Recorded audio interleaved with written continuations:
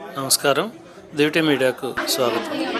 ఇంటికి తల్లిదండ్రులకు దూరంగా ఉంటూ తమ భవిష్యత్తు కోసం చదువుకునే చిన్నారులకు సంక్షేమ హాస్టళ్లలో నాణ్యమైన ఆహారం అందించాలని తెలంగాణ ప్రభుత్వ లక్ష్యానికి కొందరు అవినీతి అధికారులు గడిపడుతున్నారు.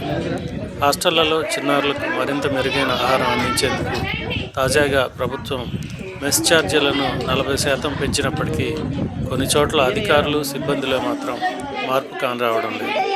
అందినంత దండుకుందామనే యావలోనే బతుకుతుంది. దీంతో ప్రభుత్వ లక్ష్యానికి గండిపడుతోంది. భువనగిరి పట్టణంలో సోమవారం జరిగిన సంఘటనే దీనికి ఉదాహరణ. వివరాలు ఇలా ఉన్నాయి. యాదాద్రి భువనగిరి జిల్లా కలెక్టర్ హనుమంతరావు సోమవారం భువనగిరి పట్టణంలోని సోషల్ వెల్ఫేర్ రెసిడెన్షియల్ స్కూల్ను ఆకస్మికంగా తనిఖీ చేశారు. ఈ సందర్భంగా అక్కడి విద్యార్థులకు వడ్డిస్తున్న ఆహారం చూసి ఆయన తీవ్ర అసహనానికి, ఆగ్రహానికి లోనయ్యారు. అసలు మెనూయే పాటించడం లేదని గుర్తించారు.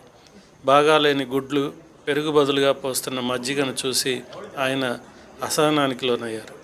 ఈ సందర్భంగా అక్కడి అధికారులు, సిబ్బందిపై తీవ్ర ఆగ్రహం వ్యక్తం చేసిన కలెక్టర్ అక్కడి కేర్ టేకర్ రమేష్ను సస్పెండ్ చేశారు.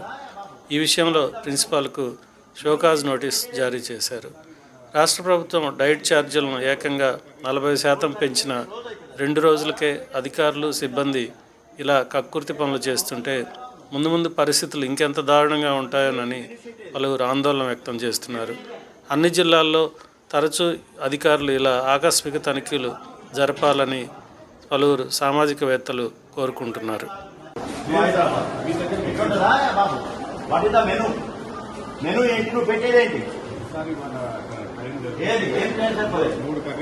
మూడు కర్రీస్ అయితే రోజు అవుతుంది. అది కాడాను పెట్టేది నీళ్ళ మధ్యన లేదు రసం అవకాశం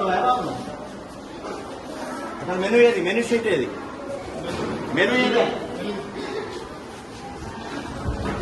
అది పెరిగట్టవా? ఇంకా పెరిగట్టవా?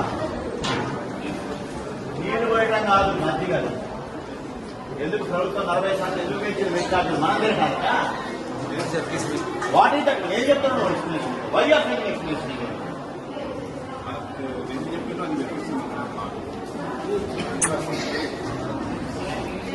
మెనూ ఏది? మెనూ డిస్ప్లే ఎక్కడ?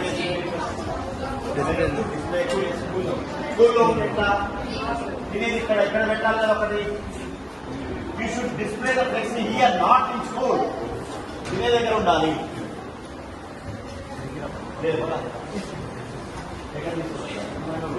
రూమ్ లో పెట్టుకుంటా ఎవరు తెలవదు.